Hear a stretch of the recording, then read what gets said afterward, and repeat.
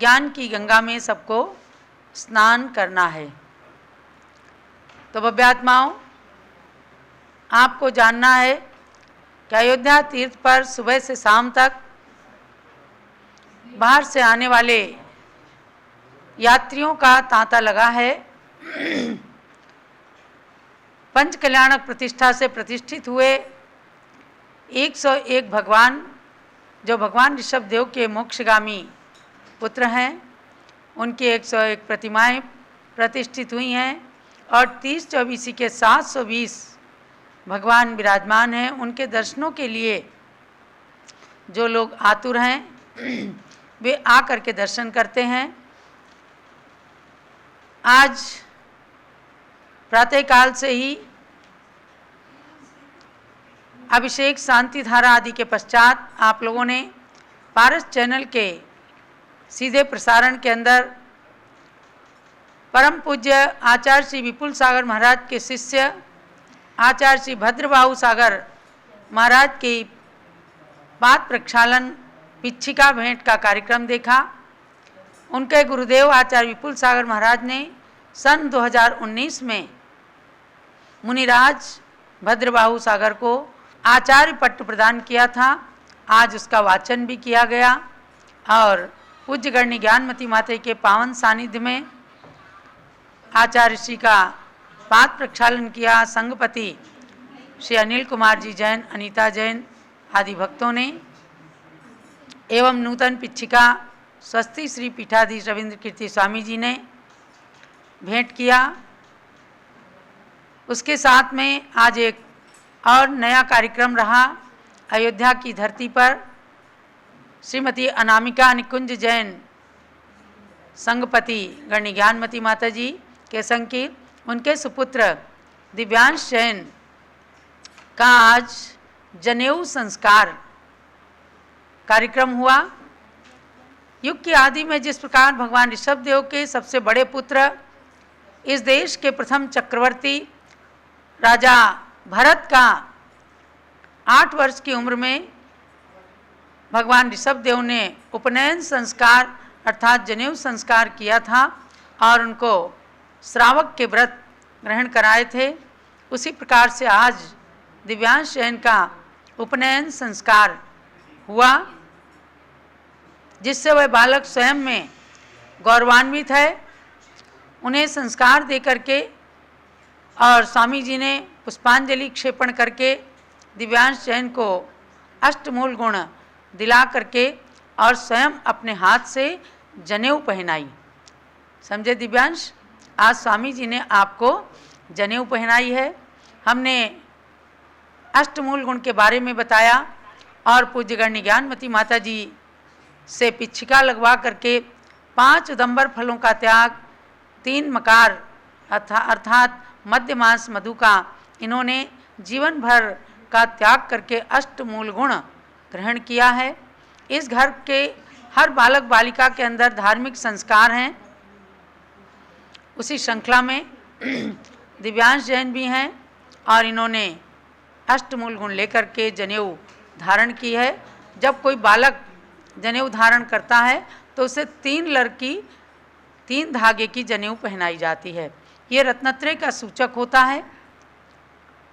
सम्यक दर्शन ज्ञान चारित्र को श्रावक की अवस्था में धारण करने की प्रथम स्टेज होती है, जिसमें अष्टमूल गुणों का पालन आवश्यक होता है।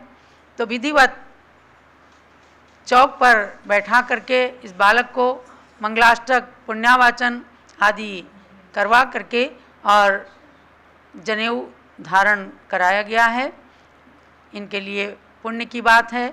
अभी स्वामी जी कह रहे थे कि राजधानी दिल्ली जैसे बड़े शहर के अंदर ये बिरले बालकों के ऐसे भाव होते हैं जो गुरु के मुख से ऐसे अष्टमूल गुण आदि को धारण करके और जनेऊ ग्रहण करते हैं। ऐसा ही एक समय आज से लगभग 20 साल पहले जब दिव्यांश के मामा जी अतिशय जैन को पूज्य गण्य ज्ञानमती माता ने अयोध्या हस्तिनापुर की धरती पर अष्टमूल गुण दे करके और 8 वर्ष की उम्र में जनेऊ धारण कराया था, तो उसी प्रकार से आज दिव्यांश जैन ने जनेऊ धारण किया। इसकी झलकियाँ भी आप देख रहे हैं। और इसके साथ जहाँ 30-24 भगवान की प्रतिमाएं विराजमान हैं, उन प्रतिमाओं के समक्ष पूज्य गणिनी ज्ञानमती माता जी ने 30-24 के 720 मंत्र पढ़वा करके और पुष्प आराधना कराई। उस पुष्प आराधना को करने के लिए अनेक भक्तगण आए और प्रमुख रूप से बाराबंकी उत्तर प्रदेश से श्रीमती, उनका नाम क्या, बबीता जैन और उनके पुत्र विभोर जैन, उनकी पुत्रवधू पुत्री आदि परिवार ने आकर के और खूब अच्छे से पुष्प चढ़ा करके, गुलाब के पुष्प, बेला के पुष्प चढ़ा करके 720 भगवंतों की आराधना की। उसके साथ साथ भगवान ऋषभ देव की आराधना करके 1000 पुष्पों से आज आराधना करके मंदिर को भी सुगंधित किया और भक्तों के और स्वयं अपने मन को भी सुगंधित किया। अब ये मध्याह्नकालीन सत्र प्रारंभ हो रहा है। इसमें आप लोग आश्रव त्रिभंगी ग्रंथ का अध्ययन कर रहे हैं। आश्रव त्रिभंगी ग्रंथ के मंगलाचरण के साथ आज का विषय प्रारंभ करती हूँ। पयकमलं वड्डमानममलगुणं पच्चय सत्तावन्नम ओच्छेहं सुणः भवीयजना। भव्यात्माओं को संबोधन किया, हे भव्य जीवों, सावधान होकर के इसको सुनो। जो भगवान जिनेंद्र, वर्धमान जिनेंद्र ने आश्रव को कहा है कि हम सब की आत्मा में निरंतर कर्मों का आना होता है और उन्हीं कर्मों के आने को आश्रव कहते हैं। तो आप सब महाराष्ट्र से आई हैं। आज हमारे बीच में 15 महिलाएं हमारे साहू परिवार से, श्रीमती मंगला साहू के परिवार से संबंधित ये वीरांगनाएं महाराष्ट्र की धरती से अयोध्या की धरती पर पधारी हैं। आप लोग भी क्लास तो हमारी ज्वाइन करते हैं ना, रोज़ ज्वाइन करते हैं। तो आश्रव का मतलब तो समझ गए हैं ना, कि जो कर्म आते हैं हमें दिखते नहीं हैं, लेकिन प्रति क्षण कर्म आत्मा के पास आते हैं और उन्हीं कर्मों के आने को आश्रव कहते हैं। आना आश्रवती इति आश्रवा, जो कर्मों का आना है यही आश्रव कहलाता है। और कर्मों के आने की 4 प्रकार के द्वार बताए हैं। मिथ्यात्व, अविरति, कषाय और योग। 5 प्रकार का मिथ्यात्व, 12 प्रकार की अविरति, 25 प्रकार की कषाय और 15 प्रकार के योग। इन सब का जोड़ लगाया तो कुल योग मिलकर के 57 हुए। यानी कि 57 प्रकार के कर्म आत्मा के साथ आते हैं और इनको कहते हैं 57 आश्रव। 5 मिथ्यात्व के बारे में जान लिया कि हमें उल्टी धारणा नहीं बनानी है, मिथ्या धारणा को बनाना ये मिथ्यात्व है। तो जिनेंद्र भगवान के द्वारा कहे हुए तत्व और पदार्थों पर श्रद्धान करने से हम और आप सम्यक दृष्टि रहेंगे। और 12 प्रकार की अविरति, यानी इंद्रिय, 5 इंद्रिय और मन को जो अनुशासित नहीं कर पाते, उनके विषयों से विरक्त नहीं हो पाते, वह अविरति का पालन कर रहे हैं समझो। और ऐसे ही 5 प्रकार के स्थावर जीव और त्रस काय के जीव, ये 60 काय के जीवों की जो हिंसा करते हैं, विराधना करते हैं, उनकी हिंसा से दूर नहीं रह पाते। तो 5 इंद्रिय, एक मन और 5 स्थावर और एक त्रस, ऐसे इंद्रिय असंयम और प्राणी असंयम को हमेशा पालन करने से माने जीवन में उन्हीं को स्थान देने के कारण 12 प्रकार की अविरति अनादि निधन रूप से चली आ रही है। इसीलिए जीव मोक्ष को नहीं प्राप्त कर पाता, संसार के अंदर रहता है। अब बात है कषाय की। तो आत्मानम कषति इति कषायः, आत्मा को जो कसते हैं, दुख देते हैं, बांधते हैं, वो कहलाती हैं कषाय। तो कषाय के बारे में गोमठ सार जीव कांड के अंदर कहा, सुह दुख सुबहु सत्सम कमख्ये तम कसेदि जीवस संसार दूर मेरम तेण कसाओ तिणम बेंती। अर्थात जीव के सुख दुख आदि रूप, जीव के सुख दुख आदि अनेक प्रकार के धान्य को उत्पन्न करने तथा जिसकी संसार मर्यादा अत्यंत दूर है, ऐसे कर्म रूपी खेत का ये कर्षण करता है, इसलिए इसे कषाय कहते हैं। समझे ना? कृष धातु कृष विलेखने, कृष धातु विलेखन अर्थ के अंदर भी आई है, तो इससे कषाय शब्द बना है। और इसका अर्थ है कृष माने खेती करने में जमीन को जोतना। जमीन क्यों जोतते हैं? जमीन उपजाऊ हो जाए और उसके अंदर जो भी बीज डाला जाए वो अधिक से अधिक फल को प्रदान करे। तो यहाँ पर किसान की उपमा दी है, किसान की उपमा दी है किसको? कषाय को। कषाय किसान के समान है और वो एक कर्म रूपी खेत को अच्छी तरह से जोतते हैं, तब उसमें सुख दुख आदि रूप से बहुत सारे फल प्राप्त होते हैं। तो इस उदाहरण के माध्यम से हमें जानना है कि अधिक से अधिक प्रमाण में जो सुख दुख अपने को मिलता है, तो इस प्रकार से जिसकी सीमा यानी संसार की सीमा, कर्मों की सीमा बहुत बड़ी है, असीमित है इसकी मर्यादा, क्योंकि अनादि काल से कर्मों के कारण ये जीव संसार में परिभ्रमण कर रहा है और अनंत काल तक अगर सम्यक तो नहीं हुआ तो अनंत काल तक भ्रमण करता रहेगा। तो उसकी सीमा बहुत ज़्यादा है। उसी अनादि निधन कर्म रूपी क्षेत्र को, जिसकी की सीमा बहुत दूर तक है, उसे इस तरह से जोता जाता है कि शुभ अशुभ फल अधिक से अधिक उत्पन्न हो जाएं। तो ये कषाय का काम है। अब कषाय को 4 भागों में विभक्त किया: क्रोध, मान, माया और लोभ। हमने आपको कल क्रोध और मान की बात बताई थी। क्रोधी व्यक्ति अपनी आत्मा को सबसे पहले घात करता, आत्मा के गुणों का घात सबसे पहले करता। किसी के लिए क्रोध किया, दूसरे का घात हो या ना हो, लेकिन उसका स्वयमेव घात तो हो ही जाता है, क्योंकि गुण जो उसके अंदर हैं उनके ऊपर आवरण पड़ जाता है और वे गुण नष्ट हो जाए। कहते हैं चाहे कितने ही गुण हो, इसने अपने गुस्से के कारण सबको बेकार कर दिया, सारे गुणों को। तो ऐसा होता है। एक व्यक्ति को बहुत तीव्र क्रोध आता था। अब वो जब अपने ऑफिस से घर में आए, भोजन करने लगे, तो अपनी पत्नी से ही उन्होंने गरम गरम भोजन मांगा कि ताज़ी ताज़ी रोटी चाहिए, हमें ताज़ा ताज़ा खाना चाहिए। अब उसकी पत्नी ने एक भगोनी में ला करके खीर रख ली, जरा ज़्यादा तेज़ गरम थी। उन्होंने अपने हाथ से निकाला, खाया तो एकदम मुँह जल गया। अब उनको इतना गुस्सा आया कि जब तक महिला पानी लेने के लिए गई थी, वापस आई तो उन्होंने खीर का, वो साक्षात उदाहरण बता रही हूँ, कि उन्होंने खीर का भगोना लेकर के उसके ऊपर पटक दिया। अब पटक दिया तो एकदम महिला गिर गई और उसका ब्रेन हेमरेज हो गया और उसी समय वो तत्काल में ख़त्म हो गई। अब बड़े परेशान हुए, क्रोध तो दिखाया था लेकिन उनकी ये इच्छा तो नहीं थी कि वो बेचारी संसार से ही चली जाए। डॉक्टर आए घर के अंदर, उन्होंने महिला को मृत घोषित कर दिया। अब वो देखते हैं कि इस व्यक्ति के अंदर आत्मग्लानि हो रही है और उन्होंने जान लिया कि अब ये सोच रहे हैं कि मैं भी अपना आत्मघात कर लूं।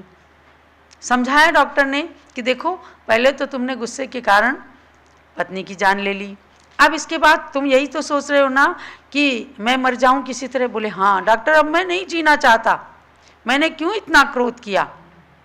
डॉक्टर उनको समझाते हैं अब इस विचार को छोड़ दो और इसके साथ में क्रोध को भी आप छोड़ दीजिए, क्योंकि आपका छोटा सा परिवार है, अब उसका संचालन करो। यानी कि ऐसा क्रोध किया कि दूसरे के प्राण ले लिए और अपने प्राणों का भी विसर्जन करने के लिए व्यक्ति ने चिंतन कर लिया। ऐसे क्रोध को क्या बोलते हैं? तीव्र क्रोध। तीव्र क्रोध इस प्रकार का होता है तो तीव्र पाप का बंध कराता है। तो भव्यात्माओं, यह आश्रव त्रिभंगी ग्रंथ जो है यही बताता है कि हम 25 कसायों में से जो क्रोध मान माया लोभ, ये अनंतानुबंधी अप्रत्याख्यानावरण, प्रत्याख्यानावरण और संज्वलन के भेद से 16 रूप हो जाते हैं। कल हमने एक एक को अलग अलग आपको बताया था कि अनंतानुबंधी क्रोध मान माया लोभ, अप्रत्याख्यानावरण क्रोध मान माया लोभ, प्रत्याख्यानावरण क्रोध मान माया लोभ और संज्वलन क्रोध मान माया लोभ।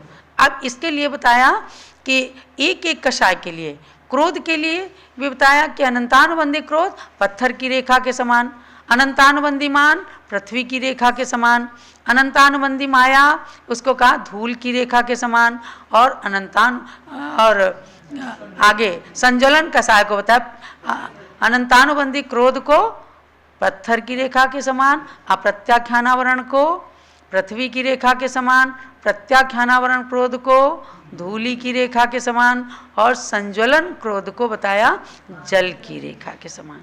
तो आज आप लोग जो हैं कौन सी कषाय को पालना चाहते हैं? संज्वलन को ना, क्योंकि पत्थर उसमें जल में रेखा खींचते हैं तुरंत खत्म हो जाती। इतना नहीं तो कम से कम 15 दिन की कषाय या 6 महीने के बाद कोई भी कषाय को नहीं रखना। इसी प्रकार से मान को भी 4 प्रकार का बताया, अनंतानुबंधी मान पत्थर के समान, और अप्रत्याख्यानावरण मान हड्डी के समान बताया, और प्रत्याख्यानावरण मान काठ के समान बताया, और संज्वलन मान कषाय को बेंत के समान बताया। इसके अंदर हमने आपको मरीचि कुमार का उदाहरण भी सुनाया था। तो ये आश्रव त्रिभंगी ग्रंथ के अंदर 5वीं गाथा का डिटेल चल रहा है, क्योंकि कषायों को जानना है और कषायों को जानते हुए उन्हें कृश करना है, कम करना है। अब क्या हुआ कि मायाचारी में आते हैं, तो अनंतानुबंधी माया कैसी है?